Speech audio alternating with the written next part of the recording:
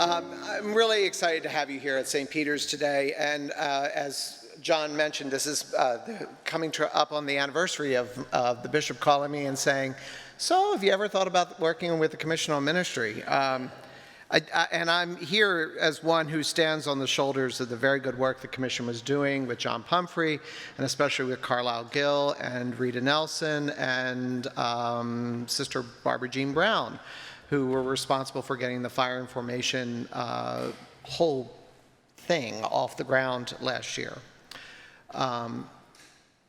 The bishop asked me to mention to you something that I had shared with the clergy, and so I'm going to start with that today. We're sitting here in this church, and it's over 341 years old. And if you were to go back 340 years, and you were standing here, there would be no church building on this square. The land was given by the Crown to be a place for public worship and a place for the governance of the colony. And so what they did was they built a courthouse right here next to the Red House on the corner, which is the Reeves Holt House, where the justice lived. And they built a courthouse there right next to the brothel. So you had crime, punishment, sin, and redemption, all one-stop shopping. It worked out really well. The interesting thing is, if you look at our sign out front, it says that the church was founded in 1681. The reason why the parish dates itself to that time is when they wrote a letter to the Society of the Propagation of the Gospel in London and asked them to send over a priest. I would like to tell you that it was answered with gusto. 30 years later, the priest arrived in town. And he was expecting, I think, a different welcome than he received. He was surprised that there were brothels in town. He was surprised that they didn't show him the deference and attention that they thought he should. And he was really surprised that when the pirates came up the coast, everybody locked themselves in their house and left him out on the street. Besides the mosquitoes that were driving him nuts, he jumped on his horse, rode to Annapolis, and sent a letter to London and said, "You can send my check here, I'm not going back." But that date is important because from the perspective of governance, the official date of the founding of the church is usually tied to when the priest arrives. But this congregation existed for 30 years or more without a priest. This congregation was on the edge of the known world for Westerners. And because it was the only place where people who wanted to practice religion could gather, one of our first members, Daniel Nunez, was a Jew. Born, raised a Jew, served on our vestry, member of the church, Jewish. He's buried in the cemetery out front. But this was the only place where he could find community. This was the only place where he could be incorporated into a group of people of faith. And he married a good Christian girl and raised Christian children, but he lived as a Jew. And this was his church. This was his home. Skip forward just to what we've just endured for these last 3 years as we've been living through this time of COVID. One of the interesting things that I encountered, and I don't know if you noticed the same, but when the media and people like to talk about COVID, they talk about it as if it's something that has never happened before. And yet I know in my family and I know in your family that there were people who died in the Spanish influenza. That's just 100 years ago. I know that there are stories from the Middle Ages about what happened when the plagues of Europe swept through. It's nothing new. But like with the COVID time, we're living into a time of change and transition in the church. And we're coming to the realization that the church maybe was not what we thought it was, and maybe it never really was. This image of the 1950s, of everybody dressing to the nines and getting in the car and driving to church on Sunday, and then leaving church and going off and doing whatever they wanted in the rest of the week, that's not the work of the church. It was a time in the life of the church, and there were some good things that came out of the 1950s and 60s, I came out of the 60s. But it wasn't the whole history of the church. And so in coming on to the Commission on Ministry, I'm aware that we are coming into a time where the church is facing some significant challenges. We have 33 congregations in this diocese. We are all very, very different, very unique in our locations and our origins and what is woven into our DNA. I truly don't think that there are any two congregations alike, but like Trinity Old Swedes, our story as a colonial parish is very similar to them as well. They're dated to the date they got their first priest. Emmanuel Highlands, or Emmanuel in the Green is the same. We have in our history, though, models that give us a way forward to meet the challenges. We don't have to invent something to solve the challenges of this time. We have it in ourselves to answer the call of God in this moment. And the way we are trying to do that here in Delaware, what excites me about the bishop's vision for our diocese is it is a diocese that is grounded in ministry that comes from baptism. It doesn't come from the moment we get hands on our head. It doesn't come because we have the right handshake. It doesn't come because we know which wine to serve on Saturday night. It comes because of that font that is the center of our life. And so during COVID, while we were remodeling this space and we were thinking about how we were organizing it, we could have hired somebody from a seminary to come down and tell us what to do. But what we decided that we needed to do as the people of God was to put that font in the center of this room. So that every Sunday, every time we walk into this church, we are reminded of the ministry that comes from that bath that we went through. Now, not all of us were baptized in the same font, but all of us as the baptized make the same promise. And when we make that promise, we are prayed for by the community. And the words that we use are usually words that we skip over, and quite honestly, everybody's excited to move on to the peace and glad to be done with the promises. But we pray for the person to have an inquiring and discerning heart. Do you remember that prayer? An inquiring and discerning heart. So having an inquiring and discerning heart does not belong just to bishops. It does not belong just to bishops and priests. It doesn't belong to just bishops, priests, and deacons. It belongs to everyone who has been through the water. And whether we made that commitment as an adult or whether that commitment was made for us as a child and we grew into it, the community has prayed that we will have an inquiring and discerning heart. And we don't even think about it really. But it may be as simple as saying, when the deacon says to you, you know, we need to gather food up for the homeless and the hungry who are in town. Can you help build me a cabinet out front so that we can have a way of distributing it 24/7? And we do it because we know woodworking and we know how to easily put a box together. Or it may be because someone calls us and says, you know, so-and-so is dying right now and they need food brought to them. Can you help me organize a list? And we do it. It may be because someone says, you know, there's something going on in Denrac and they're talking about burning up stuff that would be damaging to the environment. Can you help us respond to that? And we do it. Or it's because the governor of another state decides that he wants to send people on a vacation to Rehoboth from Texas. I'm not quite sure how that works, but threatens to loan up a plane and send them on. And people show up at the airport ready to receive them and ready to provide for their human needs.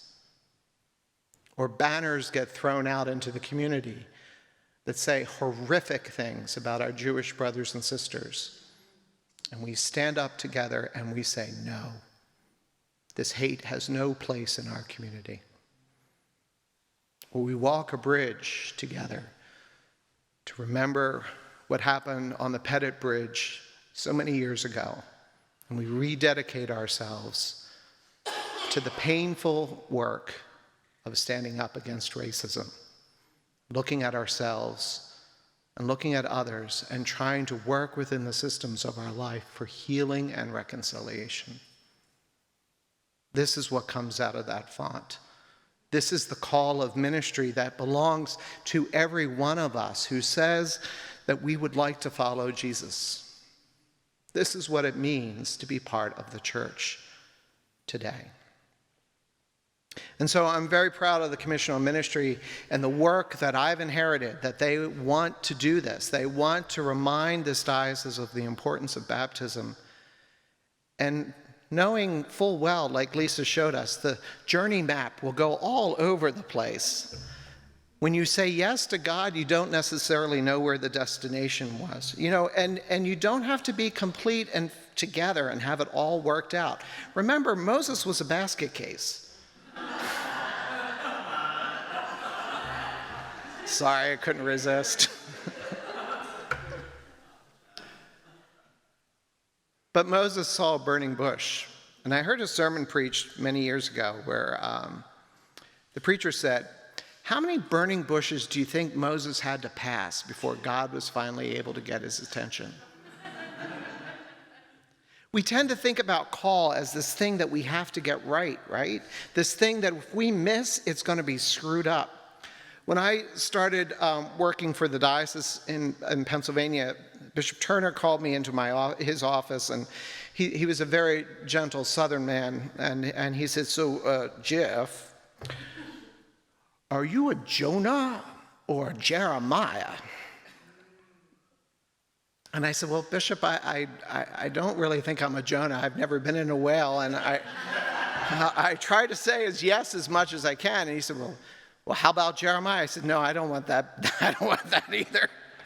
I said, how about I could be more of an Elijah, somebody who finds God in that still small voice, somebody who's able, in the midst of the craziness of this life, sometimes to have a moment of clarity where God just speaks to me. As Charles said, my call, I can remember at 4 years old, those of you who didn't grow up in the Episcopal Church, we used to have a different prayer book, the 1928 prayer book. And in the Eucharistic service, there's a little column down the side where the words of institution were. And there were directions for what the priest was supposed to do with his hands at that moment. At 4 years old, I was working those out in the pew where my family sat. For me, church was that place of home, that place of center that gave meaning to all other aspects of my life.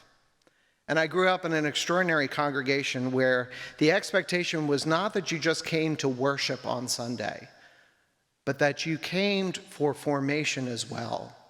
And it didn't matter whether you were 9 years old or 90, there was a Sunday school class for you after church, and you went.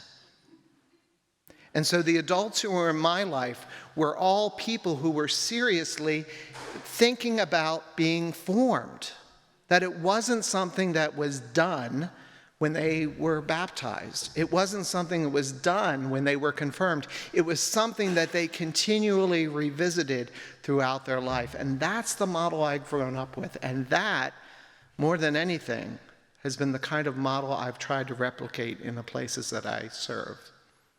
Formation does not end with the font. It's just the beginning. And so here at St. Peter's and here in the Diocese of Delaware, we're starting into a new time of trying to come out of this COVID period. Some of us have had extraordinary experiences with what we've been able to do online. And that's called for our members to do new things. Here at St. Peter's, we've commissioned people to help lead online worship. What's amazing is that the prayer book is actually easier to figure out than Meta and Facebook, but it can actually be done. And we're touching people beyond just where we belong. People are looking for us to be a part of their lives and to be that place that, like Elijah found in the midst of the craziness that's going on in the world, that place of still, small voice where we can hear God and be in tune with God for a moment. The work of discernment, though, is not easy. It's not just that we need to own the idea that we all have to do discernment, that we all have a call, but it is also the idea that we have to do it in relationship. We are a community. We are part of the body of Christ. And so when we hear a call for ministry, we test that call, because it's not just that God calls us, but God also calls a community to go the journey with us. And it may be that the community says to us, absolutely, you should be a chaplain, you should be a deacon, priest, you should be a lay worship leader, you could be a lay preacher.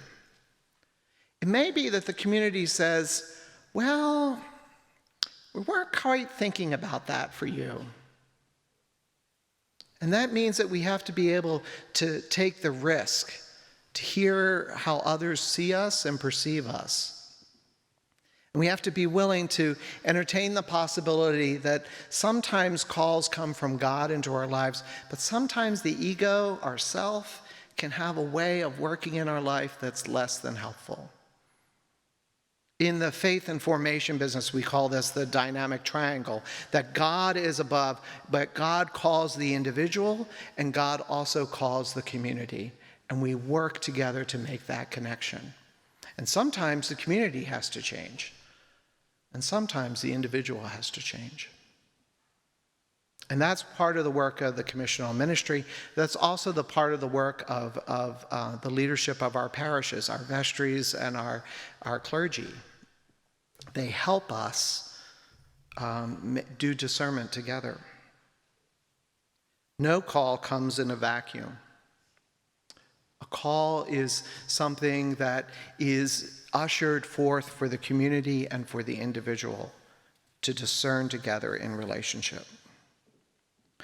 So here in Delaware, we're working on trying to do that work more intentionally. And that's why today we're not having a separate day for the laity to come and talk about what it's like to be a lay worship leader and a lay preacher, and have a separate day for the clergy, or those who wish to be clergy, for the diaconate and the priesthood. Because we think that there's the possibility that you might start off at one place and God might have something else in mind, and you could end up someplace very different. We're also thinking that it's important that we understand that there's not this ministry and that ministry, there's only ministry.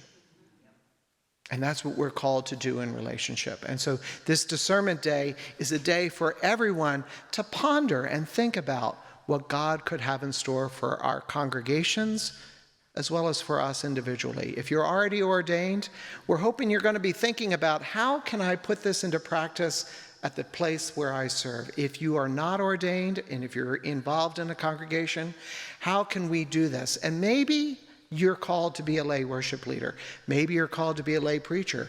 But maybe you're called to make a place for other people in your community to do that. I wouldn't presume to know the mind of God.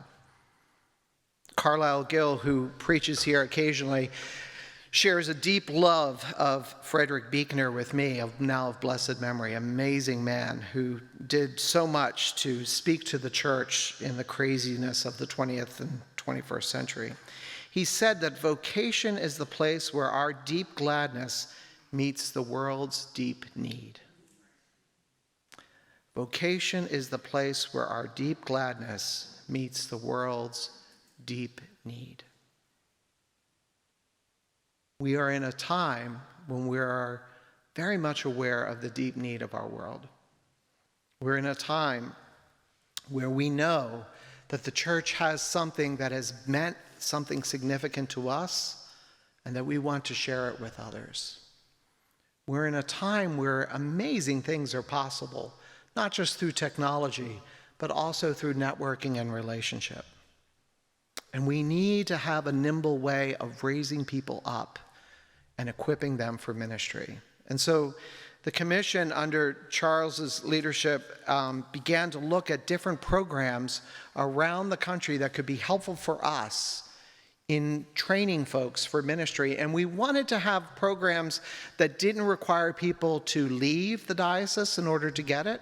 We wanted to have programs where people could change, halfway through if they discerned that they were called to something else. We wanted a program that wasn't terribly expensive. We wanted a program that was going to be able to meet the needs of the Diocese of Delaware, not just for lay worship leaders and lay preachers that we're going to increasingly need to help our congregations, but also people who are called to the diaconate, because we have discovered how wonderful that ministry is in the 10 people the diocese has raised up in the last 20 years. We know how deacons can be instrumental in connecting our communities to the world. And we believe that the Stevenson School in the Diocese of Central Pennsylvania is the match for us. The Stevenson School is working not just within that diocese, but within a variety of other dioceses, even the Virgin Islands. I can't wait till I have to go down there to visit. After hurricane season, yeah. Actually, I'm a Scot. I'd rather go to Scotland, but I like the cold weather better. But we're excited about the possibility of the Stevenson School. And just because if you are a parish that has a priest, God bless you. That doesn't mean that there isn't the potential for what a lay worship leader or a lay preacher or a deacon could mean.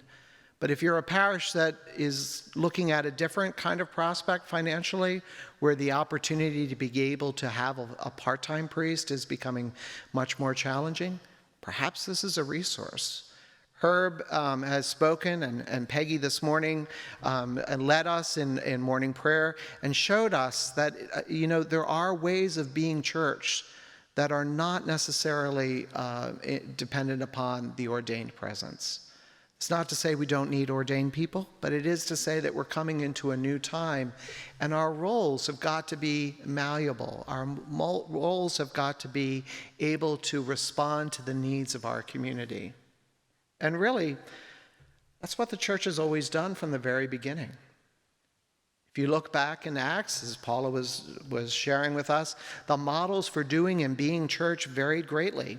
And if you've read Paul's letters, you know that he had some strong feelings about the organization of some churches that didn't quite follow the model that he had intended.